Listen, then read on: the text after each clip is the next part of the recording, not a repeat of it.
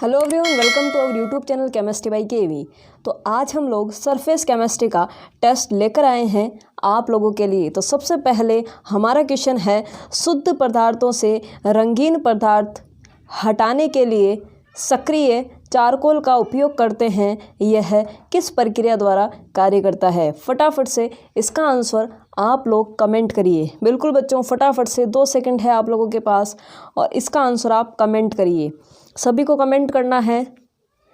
चलिए, तो आप लोगों ने इसका आंसर दिया होगा। देखिए, पढ़ हम क्या रहे हैं, सरफेस केमिस्ट्री, और इसमें हमारा अधिशोषण टॉपिक जो है वही मेन है। तो सीधा सा आंसर बिना सोचे समझे क्या देना है आप लोगों को, अधिशोषण। ओके, अब हम चलते हैं सेकंड क्वेश्चन की तरफ। अधिशोषण में भौतिक अधिशोषण बढ़ता है जब, यानी ताप घटता है तब बढ़ता है, या ताप बढ़ता है तब, या ताप घटता है तब, या इनमें से कोई नहीं। फटाफट से इसका आंसर आप लोग दे दीजिए। ऐसे ही क्वेश्चन आप लोगों के एग्जाम में पूछे जाते हैं बच्चों, क्योंकि ये सारे के सारे क्वेश्चन आप लोग देख सकते हैं प्रीवियस ईयर्स क्वेश्चन हैं जो पीएमटी वगैरह में आए हुए हैं। इजी लेवल के क्वेश्चन हैं, बिल्कुल ज़्यादा हार्ड नहीं है। तो आप लोगों ने इसका आंसर सोचा होगा, और इसका आंसर आप सभी लोग जानते हैं कि जब ताप घटता है, क्या जब ताप घटता है तो भौतिक अधिशोषण क्या होता है बच्चों, बढ़ता है। ये सबको पता है, जनरल सी बात है कि ताप घटेगा तो अधिशोषण क्या होगा, बढ़ेगा। ये हमारी सरफेस है, इस पे अगर हम क्या रखें, कोई मॉलिक्यूल रखें, और वो मॉलिक्यूल एक अधिशोषण क्रिया द्वारा यहाँ पे अधिशोषित हुए हैं, तो यहाँ पे अगर हम ताप बढ़ा देंगे तो ये मॉलिक्यूल वापस हट जाएंगे, दूर चले जाएंगे। ठीक है, इसका मतलब ताप हमें घटाना है, बढ़ाना नहीं है। तो अधिशोषण बढ़ाने के लिए आपको ध्यान रखना है, ताप आप लोगों को क्या करना है बच्चों, घटाना है। क्या करना है, घटाना है। ओके, चलिए अगले क्वेश्चन की तरफ चलते हैं। उससे पहले आप चैनल को लाइक करें, सब्सक्राइब करें एंड शेयर करें। हाँ बिल्कुल, आप लोगों को सपोर्ट करना है ताकि हम मोटिवेट होकर आप लोगों के लिए और ज़्यादा वर्क कर सकें। तो थर्ड क्वेश्चन है, निम्न में से एक असत्य कथन है, यानी गलत आप लोगों को जो सेंटेंस है वो पहचानना है। ठीक है बच्चों, फटाफट से इसका आंसर दीजिए, जिसमें है ए ऑप्शन, अधिशोषण एक परतीय या बहुपर्तीय हो सकता है। अधिशोष्य का कणाकार अधिशोषण की मात्रा को प्रभावित नहीं करता है। दाब वृद्धि से अधिशोषण की मात्रा बढ़ती है, या ताप वृद्धि से अधिशोषण की मात्रा घटती है। बच्चों, इसका आप लोगों को गलत कथन बताना है। ठीक है, तो देखिए सबसे पहले इसकी हम बात करते हैं। तो ताप वृद्धि से अधिशोषण की मात्रा घटती है, हाँ बिल्कुल सही है। यही तो हमने देखा, ये सरफेस है, इस सरफेस पे ये कोई मॉलिक्यूल है जो क्या हो रहे हैं, यहाँ पे एडजॉर्ब हो रहे हैं, हो गए एडजॉर्ब।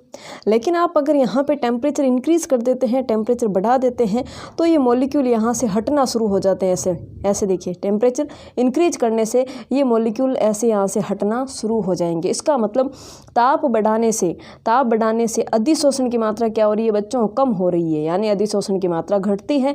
ये कथन तो एकदम सही है, लेकिन हमें क्या पहचानना है, असत्य, गलत कथन पहचानना है। चलिए अगला देखिए, दाब वृद्धि से अधिशोषण की मात्रा बढ़ती है, बिल्कुल सही है।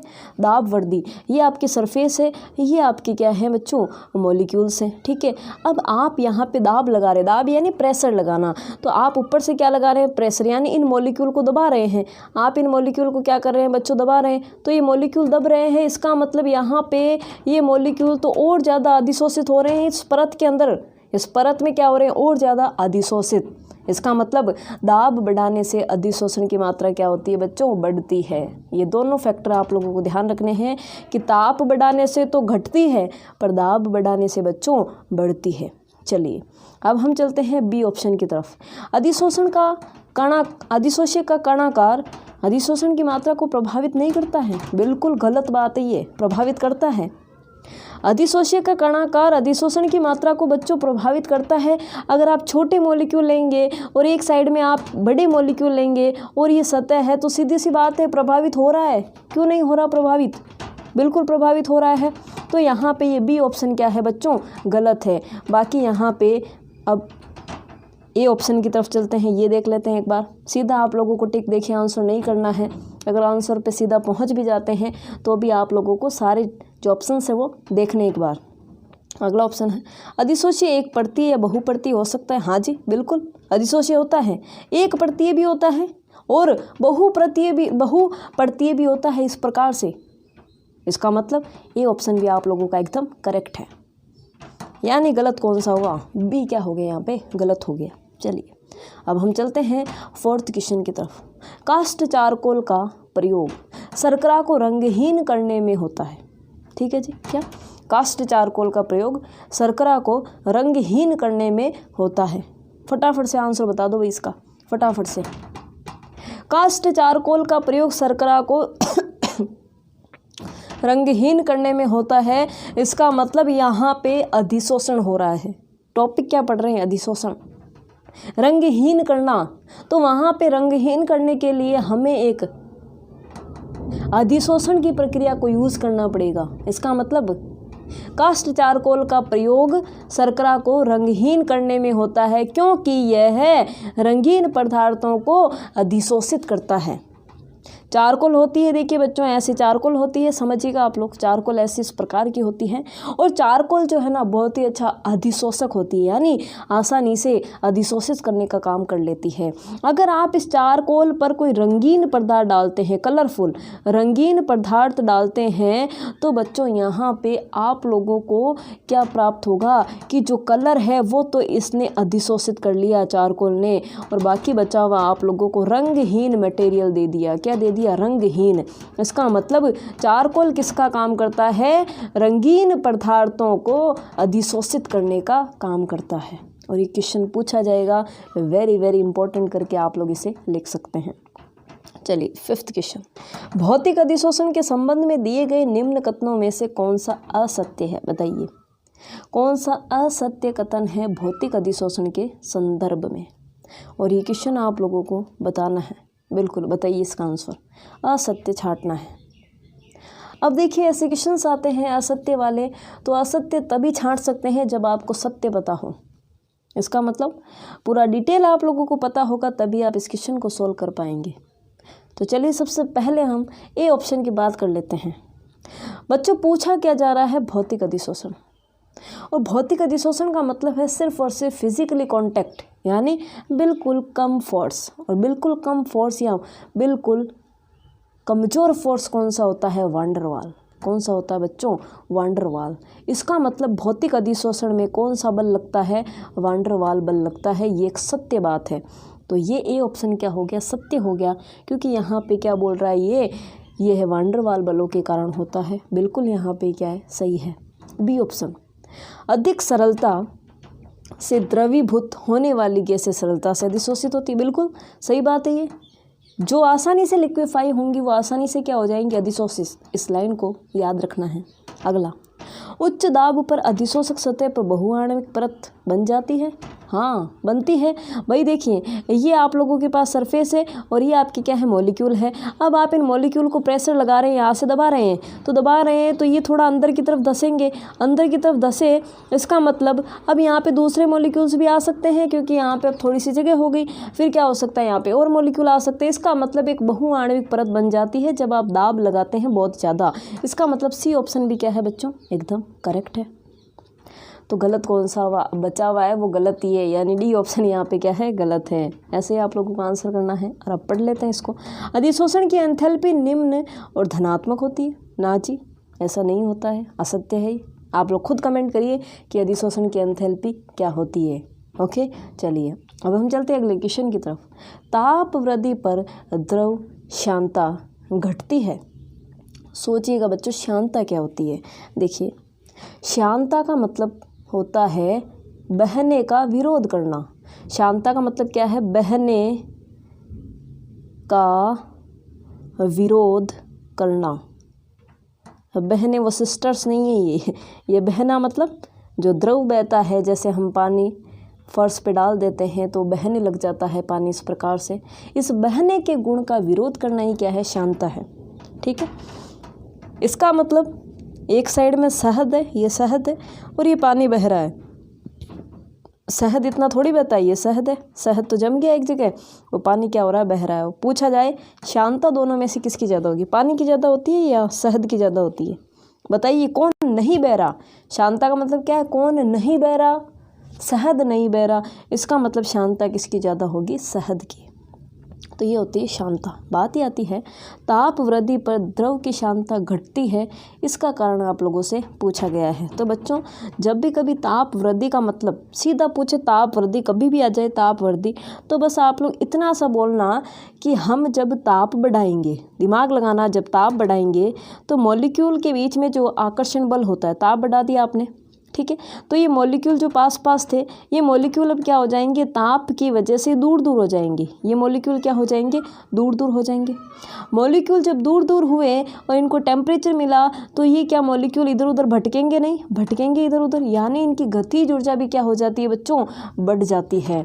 इसका मतलब आप लोग साफ समझ सकते हैं कि ये जो अणु थे, इनमें क्या बढ़ाया हम लोगों ने, ताप बढ़ाने पे ये मॉलिक्यूल क्या हो गए, दूर दूर। इसका मतलब इनके बीच में आकर्षण बल अब क्या हो गया, कम। देखिए दूर दूर हो गए मतलब आकर्षण बल क्या हो गया, दुर्बल हो गया।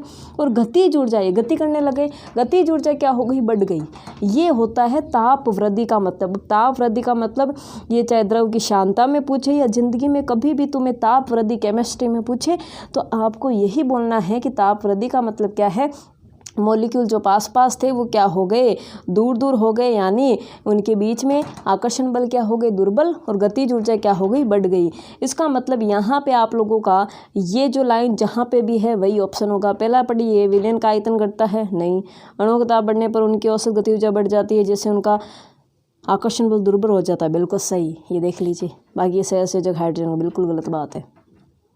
तो ऐसे आप लोगों को टिक करना है, मीनिंग समझना है केमिस्ट्री में। अगर केमिस्ट्री में आपको हल्का फुल्का भी मीनिंग आता है किसी चीज़ का तो वो आपका क्या हो जाएगा, करेक्ट आंसर हो जाएगा। 7वां क्वेश्चन, कोई ठोस एक अधिशोषक के रूप में इसलिए कार्य करता है क्योंकि।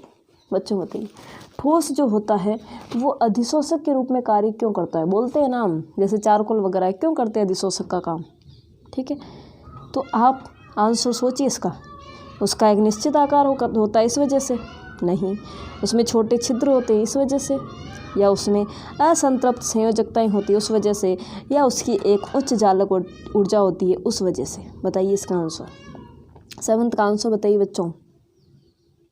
तो देखिए हमें पता है आकार निश्चित होता है, तो ये कोई लॉजिक नहीं हुआ। छोटे छिद्र हुए हैं, ये भी कोई लॉजिक नहीं है। एग्जैक्ट लॉजिक क्या है, उसमें असंतृप्त संयोजकताएं होती है, यानी एक सॉलिड जो होता है उसमें अलग अलग संयोजकताएं होती है और वो किसी भी मॉलिक्यूल को बाइंड कर सकता है, यानी अधिशोषित कर सकता है। जब तक संयोजकता नहीं होगी वो अधिशोषित कैसे करेगा बच्चों।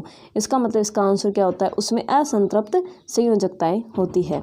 अगला क्वेश्चन, गलत कथन का चुनाव कीजिए, यानी असत्य जानना है। असत्य तभी जानेंगे जब आपको सत्य पता होगा, और सत्य तभी पता होगा जब आपको पूरा नॉलेज पता होगा। भौतिक अधिशोषण में निम्नांकित अभिलक्षण होते हैं, फटाफट से बताइए भौतिक अधिशोषण में क्या होता है। और मैंने अभी अभी आप लोगों को बताया है क्या होता है भौतिक अधिशोषण में। बताइए बच्चों क्या होता है, गलत चुनना है, गलत।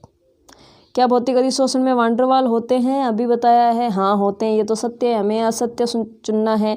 अधिशोषण का अनुत्क्रमणीय स्वरूप होता है, अनुत्क्रमणीय होता है क्या बच्चों, नहीं। भौतिक अधिशोषण क्या होता है, उत्क्रमणीय, आज ही पढ़ा है। भौतिक अधिशोषण का मतलब ये सरफेस है, ये मॉलिक्यूल आएंगे, ये मॉलिक्यूल जाएंगे, ये मॉलिक्यूल आएंगे, ये मॉलिक्यूल जाएंगे, यानी यहाँ पे उत्क्रमणीय प्रोसेस चलती रहती है। क्या, उत्क्रमणीय, अनुत्क्रमणीय ये नहीं होता है। इसका मतलब 8th में आपका बी ऑप्शन एकदम सही है, क्योंकि गलत पूछा ना, होता उत्क्रमणीय है, इसका मतलब ये गलत है। बाकी ये तो आप लोग जानते हैं, बहुआण्विक पढ़ते हैं, ताप में वृद्धि के साथ अधिशोषण में कमी, ये सारे हम अभी देख चुके हैं। तो बी ऑप्शन यहाँ पे एकदम करेक्ट है। चलिए 9th नंबर है, ताप घटाने तथा ताप बढ़ाने पर किसी गैस का किसी ठोस पर अधिशोषण। जल्दी से बता दीजिए, ये तो आप लोग बता ही दीजिए। ताप घटाना और ताप बढ़ाना, इसका मतलब अधिशोषण क्या होता है बच्चों, बढ़ता है। ये तो लाइन आपको नींदों में भी पता होनी चाहिए। ताप घटाने पर और ताप बढ़ाने पे अधिशोषण क्या होता है बच्चों, बढ़ता है। इसका मतलब यहाँ पे बी ऑप्शन एकदम करेक्ट है। अगला है, भौतिक अधिशोषण में ठोस की सतह पर गैस के अणु बंधे रहते हैं। बताइए बच्चों, भौतिक अधिशोषण में ठोस की सतह पर गैस के अणु बंधे रहते हैं। जल्दी से बताइए। भौतिक अभी अभी बताया, भौतिक का नाम आते ही किस भैया को याद करना है, वान डेर वाल भैया को याद करना है। इसका मतलब यहाँ पे डी ऑप्शन एकदम करेक्ट हो जाएगा। 11th नंबर क्वेश्चन है, अधिशोषण बहुस्तरीय होता है। हाँ जी, अधिशोषण बहुस्तरीय होता है। क्या भौतिक अधिशोषण में होता है या रासायनिक में होता है, दोनों में, या दोनों में से कोई नहीं। इसका आंसर आप कमेंट बॉक्स में ज़रूर लिखिएगा, क्योंकि ये हम छोड़ रहे हैं कल के लिए। ऐसा ही क्वेश्चन हम लोगों ने पिछले टेस्ट में भी छोड़ा था, और उसका आंसर क्या होगा बच्चों? F block. ये मैंने छोड़ा था क्वेश्चन। एक आप लोगों को सीरीज़ दी हुई थी, उस सीरीज़ में आप लोगों को पहचानना था कि ये जो इलेक्ट्रॉनिक विन्यास है वो एस से रिलेटेड है, डी से रिलेटेड है, पी से रिलेटेड है, एफ से रिलेटेड है। तो उसका आंसर क्या था? एफ से रिलेटेड है। तो वैसे ही हमने यहाँ पे ये 11th नंबर क्वेश्चन छोड़ दिया है। बिल्कुल ईजी सा क्वेश्चन है, आपको थोड़ा सा दिमाग लगाना है।